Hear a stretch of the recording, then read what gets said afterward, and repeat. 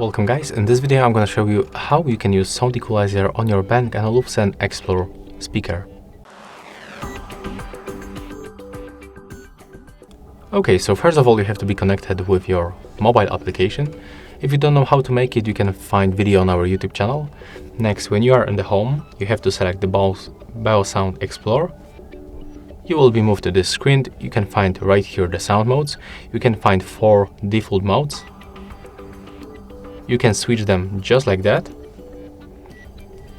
If you want to set your own mode, you have to click right here, and then with this button, this floating button, you can pick the setup that you want. Of course, the best way to adjust it will be when you are listening to the music, and after that, for example, we want to set the high bass, and then we have to click to save as a new. Right now we can set the new name, click save, and as you can see right now this mode appears right here.